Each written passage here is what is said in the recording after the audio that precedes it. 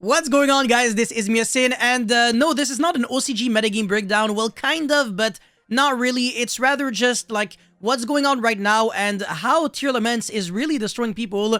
Despite me believing that, the deck was probably dead now that Kit Kalos was banned. Sharon got limited, Reinhardt got limited, even though that's actually kind of minor. But the main thing is really Kit Kalos getting banned. And apparently that's not enough because Tier Laments is kind of like that deck that just incorporates like 25 billion engines in it. And you always kind of have something to do.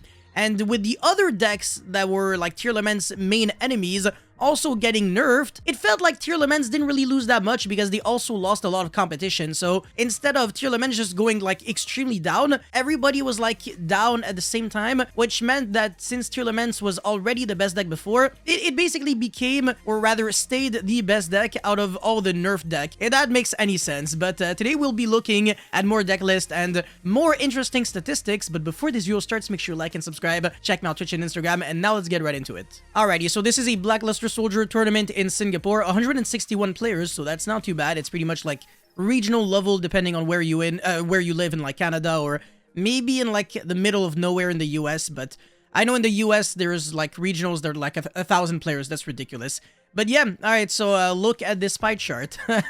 This is very interesting because we can understand so much just by looking at conversion rates usually. And I want to say this is how I was able to get my first regional top in my entire life, by looking at numbers and how, the decks were translating in terms of performance and not really in terms of popularity. So for example, the most played deck, the most popular deck to play is Labyrinth. However, if you take a really objective look at it, is Labyrinth really the best deck? Not really, right? Because 18 players took Labyrinth into the event, and only 3 of them managed to get top 16. I believe that this is top 16. Oh, rather, sorry, this is top 32. Yeah, the top 32 is the, playoffs. So this is a conversion rate of like 1 out of 6, which is pretty mediocre. It's like 16.666%. It's pretty lackluster, especially compared to something ridiculous like Tier Laments.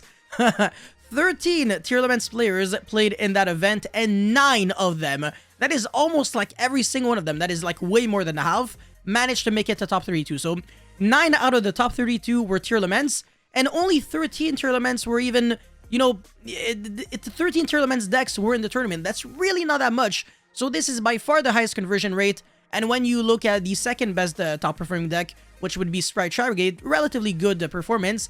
13, just like Tier Laments, but only 5 of them were able to top. So this really speaks volume on how good Tier Laments really is, despite, the Kit Kalos getting hit and everything. Because Sprite Brigade, it's obviously a good deck, but it just doesn't really, it doesn't really stay on par with Tier Laments, despite, like, all the, including all the new support that they're always getting from, like, every single set.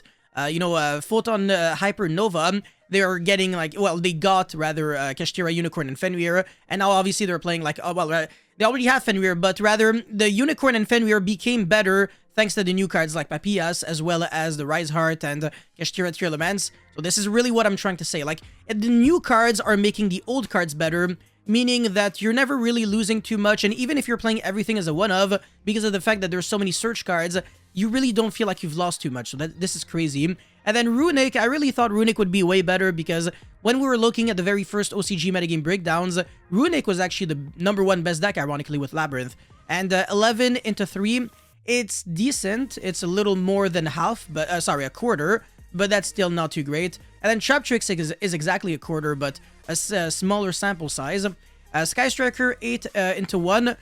This is pretty bad, actually, because Sky Striker is just a deck that people enjoy, but it's not necessarily a super good deck.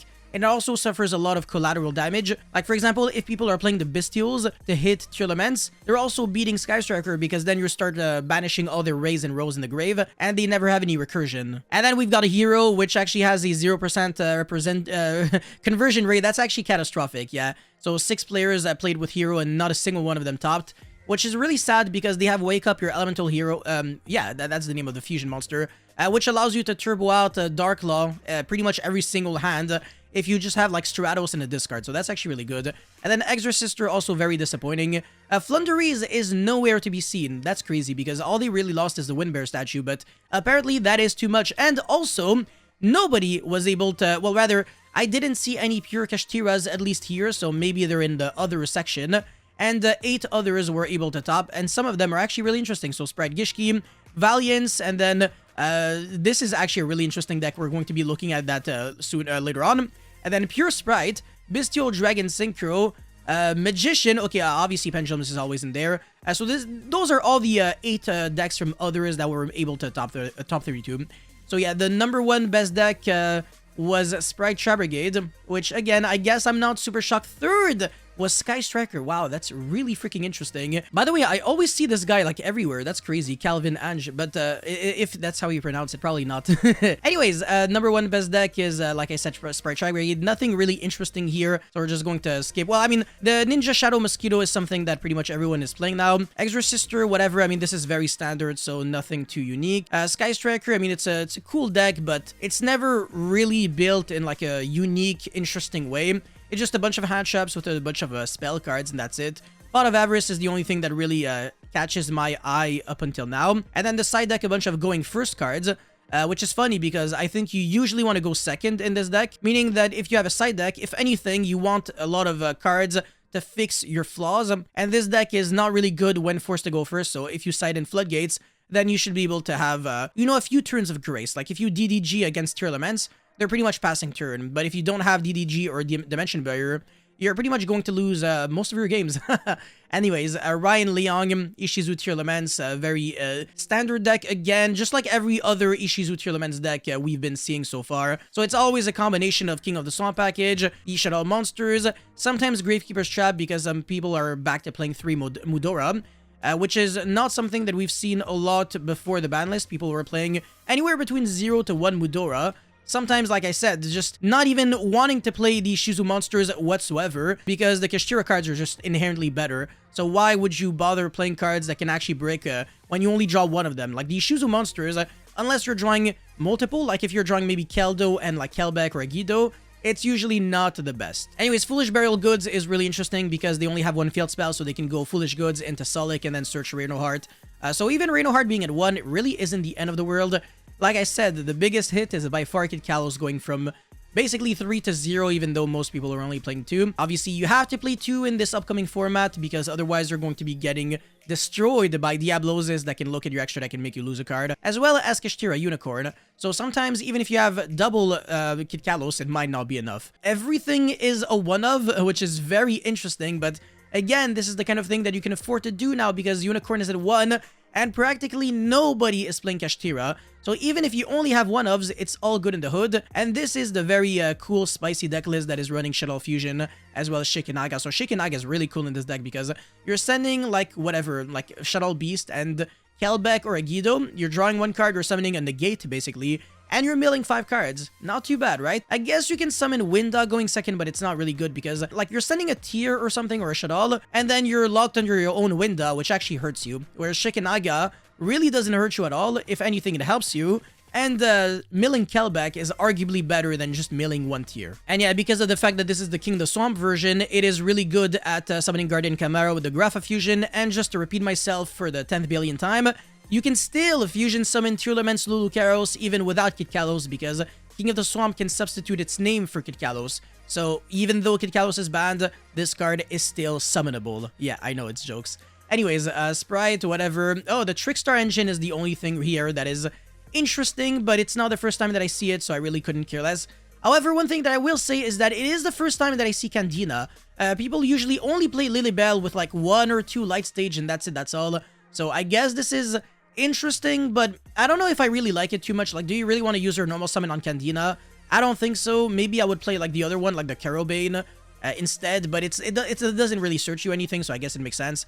And Candina is a 1-card combo because you can go light stage, search Candina, search the Lilybell, and then special summon it, go into your Splight Sprint, and then send your Angler summon the 2 Beavers, go into Gigantic, and play from there. So this is why the Candina at least makes sense now that we have the Sprint, but before that, people were absolutely never playing this. And if anything, some people were playing this engine also with Evil Twins, which is another good level 2 engine that we're also going to be seeing a little more in detail after that. Well, at least with the deck list, not really with explanation. But anyways, another Ishizu Kashtira Tier Elements deck list. Absolutely nothing unique. Only 2 max, even though you can play 3. I don't know, man. I feel like in the TCG, people would never really think that way. They're like, oh, Maxi's unfair, and we didn't have it for like 10 years. Better believe we're playing 3 Maxi and everything, and everybody and their mother is going to start playing like Sky Striker and Flunderies. Basically, just decks that don't lose to Maxi. Anyways, Herald of Orange Light, whatever. It's not a lot of people are playing that. The only way to make this really good is if you're maxing on every single Ishizu monster, and this deck list is. So you can only play 1 Kaldo and 1 Agido, but you can play 3 Mudora and 3 Kelbeck, so it makes sense that he's playing the one and only Herald of Orange Light. Another really interesting thing here is that he's playing Mecha Phantom Beast Draco Sack with the Blackluster Soldier Link. So one thing that you can do in order to out the BLS Link that your opponent summons, or any other annoying monster, you can go Kashtira Tearlaments and then another Kashtira monster into Draco Sack, summon 2 tokens, and then attack your Draco Sack. Your Draco Sack doesn't die because you have a token. And then main phase 2, you go for Zeus, you clear the board. Or if you want to summon your own BLS Link, obviously it's a joke. All you really need is just like a Kashtira monster and then 2 other generic monsters, and you got it. Just as simple as that. So it's a really, really annoying to out card. And banishing without targeting is also really freaking nasty, man. And if you're summoning this with a level 7 or higher monster, you're gonna be winning pretty much all of your games. And even if you're not, it's still a good card. So definitely don't sleep on BLS Link. If you have the card, then you're in business. And if you don't have the card, maybe consider buying it now, because it will definitely see a lot of play very soon. And this deck list is also the one playing Cherubini. I really like that.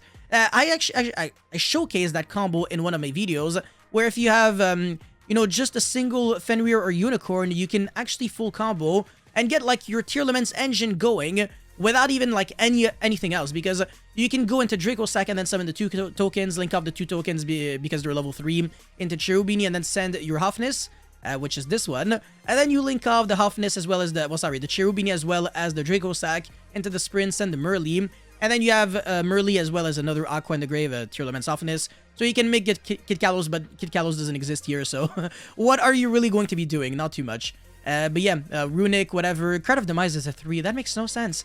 And what? Skildren is a 3, but only playing 1? Interesting. Alright, this is the most fun deck up until now. This deck is quite literally banned deck because they have so many cards that we do not have over here in the TCG, and for some reason, they're okay with that. So they have Archnemesis Protos. We don't have that card. They have 3 Fairy Tail Snow. We don't even have a single one. They have 2 Lawn Mowings. We have 0. And then they have Colossus. We don't have it. Chaos Ruler, we don't have it. So this is quite literally the deck with the most amount of banned cards I have ever seen, like ever, actually. It's crazy, but it looks so freaking fun. Oh my god, the pile decks. Yo, better believe, even though, and Maxi, by the way, but that doesn't count. Even though these decks might not necessarily always be the best, better believe they're always the most enjoyable, because every hand is like a puzzle. You're like, what the hell am I supposed to do with this hand? And the deck building is also like, there's just so much innovation.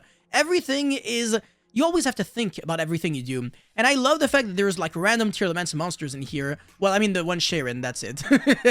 And one Fenrir that can't search anything. Also very interesting. What the hell is this monster? I have no idea. But yeah, no, that's it for this one. And now for some just deck list, actually. This is CCT Haiku. I don't even know where that was. Is that Japan? I don't even know, but Sprite Evil Twin, whatever. I mean, nobody cares about this deck. No offense if you're playing the deck. Pure Kashtira. Alright, this is the one interesting thing that I want to cover. Double Ogre. Wow. This is not something that we've ever seen in our entire life, but the only reason why Ogre is now being played at 2 in this deck list is because you want a name so that you can legally activate the Perezos. That's it, that's all, because searching a trap card with Ogre is pretty garbage. So yeah, this card sucks, but you just need more bodies because Unicorn and Fenrir are both at 1, and that hurts you a lot. And for the extra deck, I mean, Galaxy Tomahawk is a thing, I can't believe it. But he's not playing the Arrival Cybers, which is very interesting, because that was the combo with Galaxy Tomahawk, so what the hell are you doing with this card now? I don't know, maybe the Samorg Link, and then end phase summon the Apex Evian, what the hell? I guess that's your second best target now that there's no Windbear statue. I don't know, maybe in the TCG we might see a trade, so ban the Windbear statue and unban the Samorg Link. What do you guys think about this trade? Let me know your thoughts in the comment section below, I really want to hear. But anyways, they still have 3 Appointer of the Red Lotus, we only have 1. And then Labyrinth, this is a really good deck, definitely going to be seeing play in the TCG. But I don't think it's, I don't know, man. Like, you're gonna have to deck build very specifically to beat the meta. Because this deck is kind of like a meta call in a way. Obviously, this one is main decking a random ass 1 Lava Golem. I think you might want to consider maybe main decking more And I don't know, maybe playing a going second build with like main deck evenly, but that might be a little suicidal because it's a trap deck, it's inherently slow, and if you don't draw like your board breakers, you're not going to be doing too much. And they only have 2 prosperities, so I don't know why he's doing like triple extrav and then 1 prosperity. I think I would do double prosperity and then double extravagance. I think that's a little better, but whatever, it's not the end of the world. And then the extra deck, the majority of the cards are cards that you're not even summoning, but rather just cards that you're sending to the graveyard with Dogmatica Punishment. And they don't have Garura, which is also very interesting. So all you can really send would be like Elder Entity Entis, Wind Pegasus at Ignister, the Fossil Warrior Skull Knight. I think that's the name of the card. And then Muckraker of the Underworld in this deck is really interesting. You can revive back your feed monsters. You can technically revive back Lava Golem. I guess it's a 3k body. It doesn't do anything, but... And BLS Link again, because you have high attack monsters. My god, this card is so good. And then Unchained Abomination. What the hell is this doing here? Oh yeah, and the Underworld Goddess so that you can out floodgates. The one Random Ass Waking the Dragon. I forgot the name of the card, but I think this trap card on the left of Waking is not particularly good. I think it's like Titanus Sage. No, probably not, but whatever. Alright, more Kashtira Tearlaments. I'm actually getting drowsy. This is really boring. And then Hero... I guess, yeah, Hero is a fan favorite, so I'm not gonna be talking too much shit, but this deck is not really performing very well. Oh wow, the one monster that we always see in Master Duel, the monster that you give to your opponent and then it negates their first spell, which is really bait, but if your opponent doesn't play Link Creep or Relinquish Tanima, it's free real estate for you. And of course, Dark Law with Wake Up Your Elemental Hero right there. It's a very good card, huh? You're always trying to destroy it with a Phoenix Enforcer. But they only have 1 Fusion Destiny, so big rip. It's the end of the world. It's really unfortunate that the collateral damage of Verte Anaconda really hurt this deck too much, because Verte is still banned, but Fusion Destiny is, you know, still limited. It's not, like, back to 3. So, as long as they keep suffering from...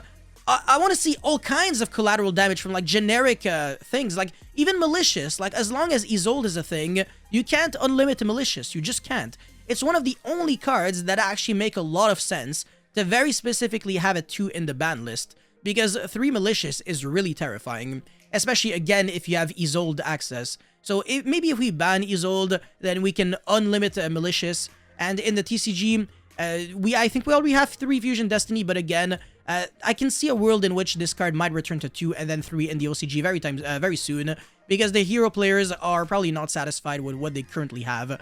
And that's pretty much it for this kind of OCG metagame breakdown, but not really. Thank you guys so much for watching. Don't forget to like and subscribe, and I'll see you guys very soon. Peace.